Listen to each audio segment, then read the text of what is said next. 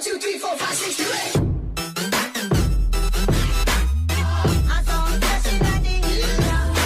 8. Welcome to NHL Quick Hits. I'm David Crosby here with Steele Roden, and we are officially more than 1/3 of the way through the NHL's regular season and fantasy hockey seasons, which means most leagues have 12 weeks left until their fantasy league playoffs. Now, things keep getting uglier by the day in Vancouver. Alex Ovechkin's quest for glory continues as he reached 750 goals this past week. And the Dallas Stars have put Anton Khudobin on the trade block, potentially boosting the fantasy values of Jake Ottinger and Braden Holtby. But let's dive right in to some fantasy this week. One of our viewers reached out in the comments last week to discuss Nikolai Ehlers' slow start and whether he can pick up the pace. So shout out to Christopher for a great question there. And that got me thinking that this would be a good time to discuss a few players who are failing to meet expectations at this point in the season and whether or not it's time to cut bait, maybe look to buy low if another team owns this player, or maybe even pick them up off your waiver wire if they've already been dropped. Now, first, we're going to share our top 3 waiver ads for week 9. But before we get to our first targets, I want to reiterate something I mentioned last week in case you missed it and your fellow fantasy managers are asleep at the wheel. The Anaheim Ducks play 5 times this week. Every single one of the following players should be owned in every league. Cam Fowler, he's 59% owned. Here's how his stats compare to other defensemen right now. His 14 points are tied for 24th, 8 power play points tied for 4th, 47 shots for 34th, 36 blocks for 43rd, and while his 15 hits aren't anything to write home about, all his other stats point to a guy that should be rostered absolutely everywhere. As far as forwards go, Ryan Getzlaf is 55% owned. Now, he's currently day-to-day with a lower body injury, so keep your eye on that. There should be an update before Monday's game. If he's back, he's a must-own as a near point-per-game guy. I mentioned Trevor Zegras last week as one of the guys I had my eyes on. He's really heating up, and he kept that going this past week. He's averaging almost 1.3 points per game in the last 2 weeks, and yet he's still only 53% owned. He should probably be the #1 ad in almost every single fantasy league this week. Adam Henrique, 43% owned. He is also day-to-day after suffering a lower body injury Friday against the Flames. Doesn't look to be serious, and he's just under 0.7 points per game, so a guy to look at if he comes back healthy as well. A few lower-owned players that could also help you out this week. Ricard Raquel, owned in just 25%, likely due to some injury issues he had earlier in the season, but he's healthy now. He's got 4 goals, 2 assists, 5 hits, 6 blocks, and a power play point in his last 6 games. Defenseman Jamie Drysdale, 20% owned, averaged half a point this season, 0.4 hits and a block, but he's been a lot better lately, producing close to a point per game with 3 of them on the power play in the last 2 weeks. Finally, Sonny Milano, owned in 8%, averaging 1.14 points per game over the last 2 weeks, 2 power play points if you need a few spot starts in net.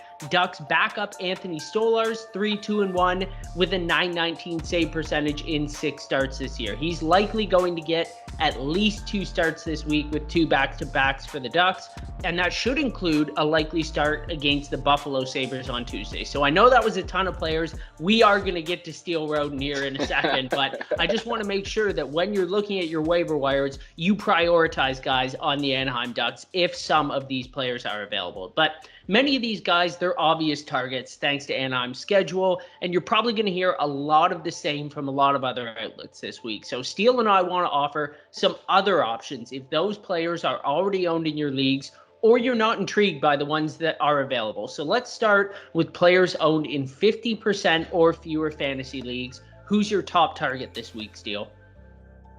Yeah, you talk about the Anaheim Ducks, and thank you, David, for, getting that out there and making sure people know how many games the Anaheim Ducks are playing this week. And it really gives them a chance to boost their fantasy team going into week 9. So thank you, David.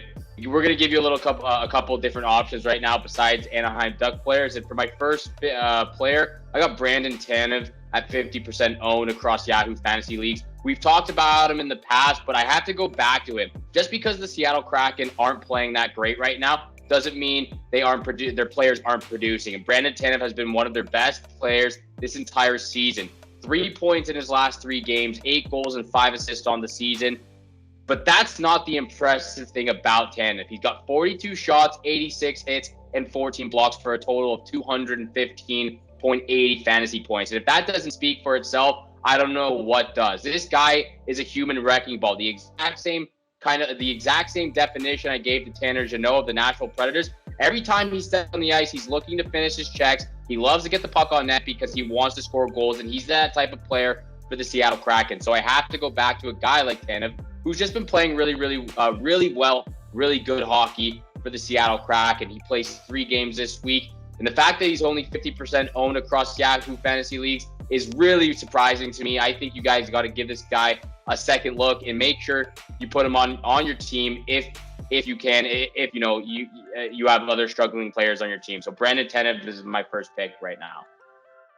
I love that pick, Steele. And I will say, before we get to your other 2, this is probably your best trio of picks that we've had all year. I'm actually a little bit jealous. 2 of the players that Steele picked, I would have liked to put in my category. So that just shows you how close we are in our thinking this week and how many great players there still are out there that are owned in half or less fantasy leagues right now that can help you right away. Now, my choice this week, I almost chose him last week, but I changed my mind last minute. I'm not going to make that mistake again this week, despite Tampa Bay only playing 3 games. Anthony Cirelli needs to be owned in more than 48% of fantasy leagues right now, with Braden Point and Nikita Kucherov still out with injury. Cirelli took advantage of the extra offensive opportunities he's been given. Last week, he had 2 goals, 4 points, including 2 on the power play, 3 hits and 3 blocks in 3 games. I'd expect similar production as the Lightning face a favorable schedule this week. They're on a Canadian road trip. They face Montreal, Toronto, and Ottawa with no back-to-back, so they should be plenty rested. Cirelli should get a ton of ice time and a ton of opportunities on the offensive end. On to players owned in 30% of fantasy leagues or less. And folks, pay attention to this one. This is my favorite one of the week. Steele, who you got?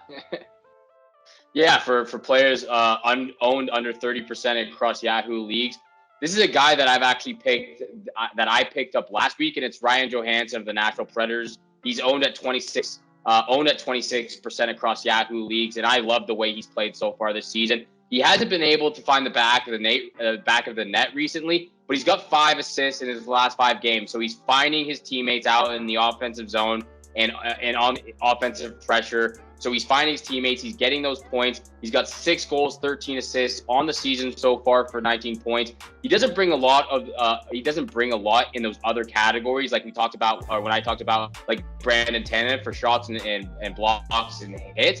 But because he's able to get those points and find his teammates, he's still producing a lot up front. So he's got 162.50 fantasy points on the season.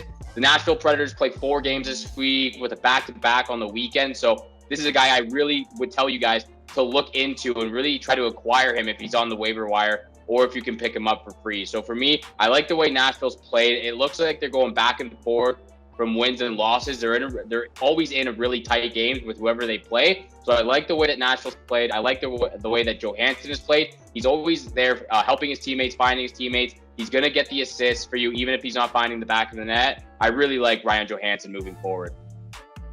Yeah, if you missed out on Matt Duchene in your league, this is a guy that you might be able to have that can have similar production to Duchene. Not the same amount of goals like you mentioned, Steele, but if you're in a points league, I think Johansen needs to be owned right now. He's been that good to start this season. My second choice is Valerie Nachoskin of Colorado. He's 22% owned right now. Colorado plays 4 times this week, and the former 10th overall pick has been on a tear lately. He's got 11 points, 19 hits, and 5 blocks in 12 games this season, and he's averaging a career-high 17:31 time on ice this year, 3.5 minutes more than he did in his last 2 years with the Avs. So that just shows you the trust that coaching staff has in him. Of course, everybody's aware how many injuries the Avalanche have been dealing with, and this is somebody that Colorado has been turning to. Just like Nazem Kadri went on that crazy run with those points he had for a few weeks, I think that Nachewskin is also a guy who's shown that he should be have a prominent role in the top six, and he's taking advantage of it right now. He's on Colorado's second line and second power play, and since returning from injury on November 11th, he has a point in 8 of 11 games with 2 multi-point outings. So lastly, Steele, players that should be available in almost every single fantasy league this week, owned in 15% or less. Who are you targeting in week 9? Yeah, for the final pick, I went with Ivan Barbashev of the St. Louis Blues. He's owned at 15% across Yahoo fantasy leagues. He's got 4 goals, 1 assist in his last 5 games, 8 goals and 7 assists on the season.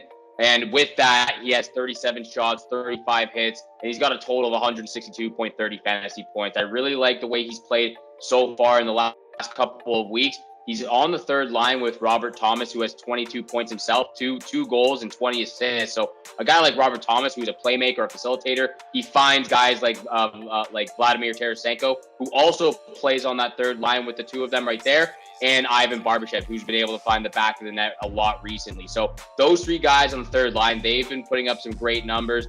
Vladimir Tarasenko has 19 points on the season. Thomas has 22. Barbashev has 15. But it's not actually on even strength that he's getting those goals. A lot of them have been on the power play. The second power play unit for the St. Louis Blues has been the best power play unit for the Blues this season, and Barbashev is on that one. So for me, I really like this look with Johansen. All 3 of these guys have been really producing the last couple of games in the last week.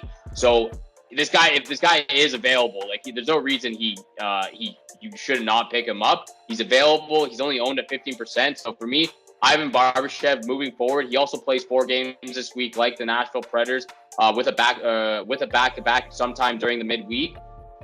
So again, Ivan Barbashev, I would look to pick him up as well. A couple more things I love about Barbashev. He's probably I can't imagine there's more than 1% of players in Yahoo that have 3 positional designations right now. So if you have a large bench, you got a guy like Barbashev that can play both wings or center. You can basically slot him any single place in your lineup if you have an availability. That's a huge advantage for him as well. And I was looking at St. Louis's lineup today, and I was kind of surprised Barbashev was putting up that production on the third line. But that's not a third line. That's like a first line on any other team, at worst a second line. Like St. Louis, it's almost embarrassing how much the wealth of riches they have on offense. Like their top 9 is incredibly stacked, like top to bottom. I don't usually love teams like your Minnesota Wild, Steel, that kind of split up their most talented players and have 1 or 2 of their best guys on all 3 top lines, but they do it really well, and St. Louis does it really well too. So don't let the fact that this guy's on the third line scare you away, because he is super productive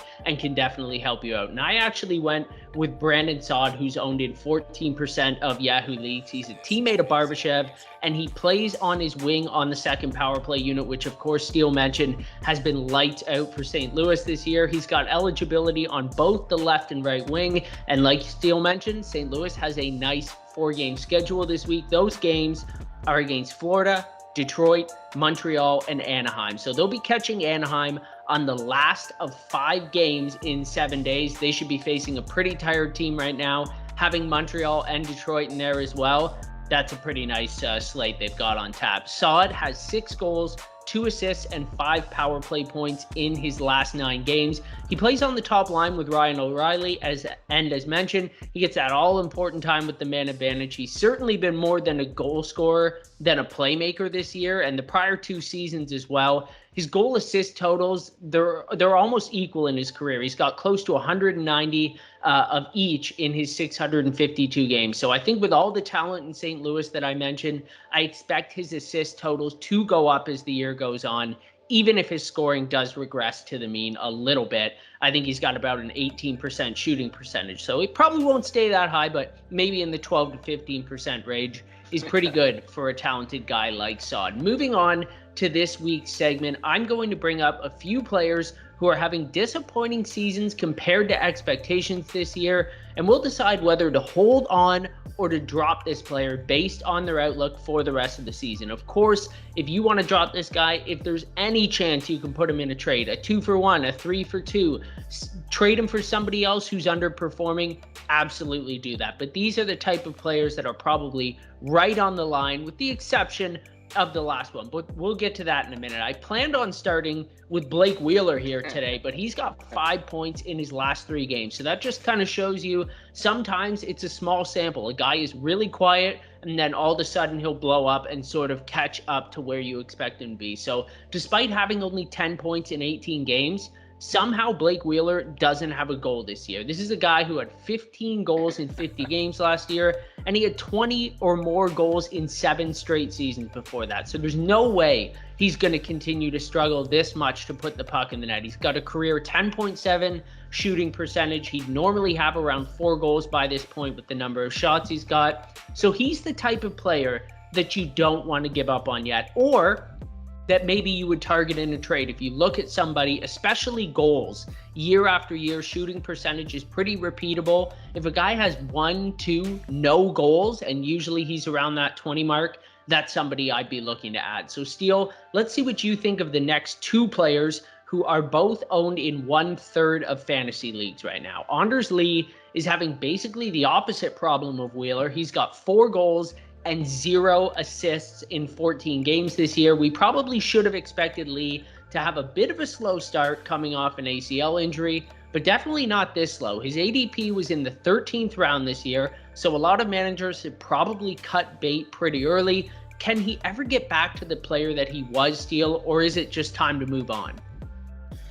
I think it's time to move on. It's just been a real struggle for Anders Lee and the New York Islanders this season, and it's really surprising to, I think, a lot of us, because I think a lot of us believe that they would have been one of the top teams in that Metropolitan Division. So the fact that they're struggling this bad, it's just really surprising to me. Anders Lee is actually someone that I traded for back in week 1 of fantasy leagues, and I actually dropped him, I believe, in week 3 or week 4, just because he wasn't producing. Like you said, he only has 4 goals. He has 0 assists. He's played 14 out of the 19 games for the Islanders this season. He only has 76.70 fantasy points in Yahoo leagues. It's just really surprising. The Islanders have just not generated any sort of offense. Lee hasn't generated any sort of offense. And you know how much I love Barry Trotz. He's my favorite coach in the NHL. I love the way he's able to bring everyone together and adapt into a system and play with that system. But they're very defense orientated. So the fact that they're not getting any offense, a lot of the games recently have been 1-goal games or close games, but it's just been really, really bad for the Islanders this year. They're on a 10-game losing streak, and in those 10 games, they've been outscored 34-11.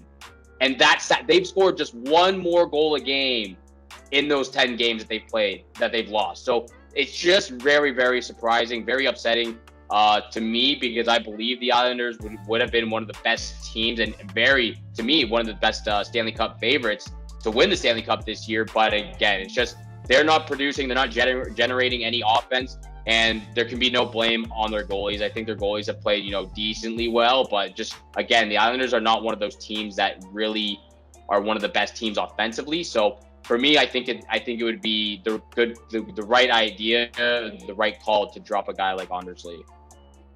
And I'm glad that you mentioned it's not just a Lee problem, it's also an Islanders problem. They're scoring just 1.89 goals per game. That's the 2nd worst mark in the league. And to put that into perspective, they're only one of 2 teams, along with the lowly Arizona Coyotes, averaging less than 2 goals per game. So it isn't just the lack of Lee's points that worry me either. Compared to last season, his average plus-minus per game has dropped from 0.41 to minus 2.8 per game. He's got no power play points, and his per game pace for both hits and blocks are down too. So I wouldn't trust Lee for the rest of this season. Maybe this isn't the guy that he's going to be for the rest of his career.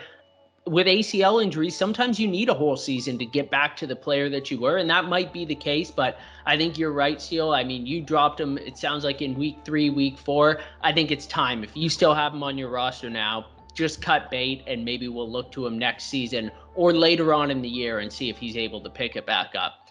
Next up, a player I thought would be a good late round target in the draft. Just hasn't found his game yet after missing all of last season. In similar fashion to Wheeler, Jonathan Taves has 9 assists and no goals in 23 games. However, he's also averaging a career low 18 minutes and 10 seconds of time on ice. During his prior 2 healthy seasons in 2018-19 and 19-20, when he averaged nearly a point per game, he was averaging 2.7 shots per game. That's all the way down to 1.9 this season. He's still centering the top line and the top power play in Chicago, though, so they're clearly banking on him turning it around. Are you in or out on Taves for the rest of the season, Steele? I'm out on Taves as well. The same thing with Anders Lee. He just hasn't been able to find his game this year. Like you said, 0 goals, 9 assists on the season. 43 shots, but just can't seem to find the back of the net. He actually did score a couple games ago, but that goal got called back because of offside, because of delayed offside. So unfortunately for him, he wasn't able to get the monkey off his back. But to me, it's just really surprising. The fact that he's playing on the top line, he's playing with Brandon Hagel and Patrick Kane. Patrick Kane has 7 goals and 21 points on the season. Hagel has 7 goals and 10 points on the season. So to me, it's really surprising that those 2 guys are able to find the back of the net, and Taves is really just not able to find his game right now. Obviously, there was some concern because he missed the entire season last year. Who really knew what we were supposed to expect from him coming back from that illness? To me, I think it would be time to drop him. And again, the same kind of situation with Anders Lee. If he can potentially start to pick it back up later in the year, maybe later in February or early March, maybe we can come back to him. But for now, it's just not worth it. He only has 93.70 fantasy points on the season. So there's a lot of other guys that you can take right now that would help your team. So for me, I gotta drop Jonathan Taves off my team, which I actually did because I drafted him in the 14th round.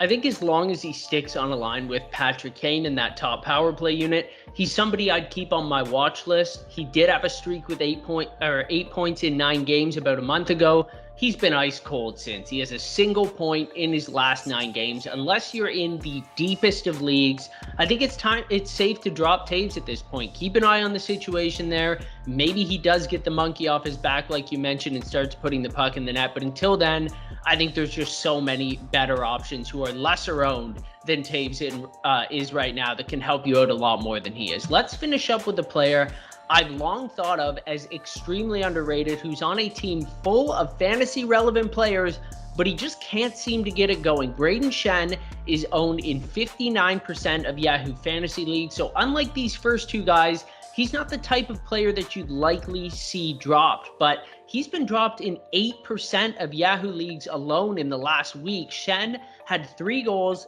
and 3 assists with a +7 rating in his first 8 games this season.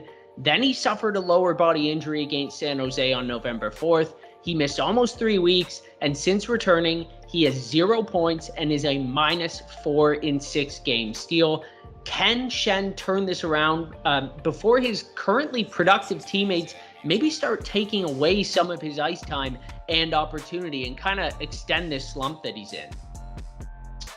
Yeah, this is a guy that I would keep and still continue to have faith in. Just because he's not producing doesn't mean he's not producing in other categories that you need someone like Braden Chen to produce in. He's still going to get the blocks, he's still going to get the hits, and he's still going to get the shots. So it's not, it is kind of sad, and it doesn't help the fantasy team when he's not getting those, goals and assists, but he's still producing. His last 2 games, he's got over 5 fantasy points just based off of the hits and the shots that he's put up. So I think this is a guy that you can continue to have faith in, and hopefully he can turn it around real quick. He's going to bounce around from the first and second line. Hopefully that can start to generate something, kind of mixing up the lines that he's on, potentially finding a little bit more better chemistry. Like you said, 3 goals, 6 points on the season. This would probably be the sole guy I would keep out of the 3 that we've talked about, that I would keep and probably keep on my team. And if he's not on my team, even potentially look to pick up, because he is a guy that can turn it around really quickly just based off of the style of game that he plays. But there's a common thing between the three players that we just talked about, and all of them have dealt with injury. Braden Chen, like you mentioned, he's missed 9 games this season with an upper body injury. Taves missed the entire season last year with the CIRS illness, and Anders Lee was sidelined for 6 months after tearing his ACL back on March 11th. So all three of these guys have dealt with some sort of big injury that has affected their game, and we're just seeing that catastrophically right now with how they're playing in today's games. So for me, the only guy that I would look to keep on my team or potentially even pick up would be Braden Chen. He has shown the most upside so far since returning from injury. Other than that, Taves, and as much as I love Taves and Lee, it's just not worth it for my fantasy team to keep them on there. I think that's why it's so important to look at a player's game log, because early in the season, Shem was producing like we would have expected. He's the player that he was for the past 4, 5, 6 years. And then he got hurt and he hasn't been that guy since. For Taves, it hasn't been there all season. For Lee, it hasn't been there either. So I agree. I think he's more likely to bounce back than the other two. Now, you mentioned his all-around talent. He averaged 0.78 points, 1.8 hits, and 2.2 shots per game, and 15 power play points per year in the 4 full seasons prior to this one with the Blues. So every single one of those are down this season, but he's just 30 years old. I refuse to believe he's done. I'm glad you mentioned that connecting point with all these guys. All of them have dealt with injuries. I think that Shen is the type of guy that would grind through a nagging injury, even if he's not 100% yet. But in my mind, he's too talented not to turn it around. So I would be picking him up immediately if another team in your league has dropped him already. If you own him and you aren't absolutely desperate for production right now, I would hold on to him as well and expect some better results going forward. That's going to do it for today's episode. Please subscribe to us on YouTube and follow us on social media. As always, leave us any fantasy questions or feedback in the comment section below as well. On behalf of Steel Roden, I'm David Crosby, and thanks for tuning in to NHL Quick Hits.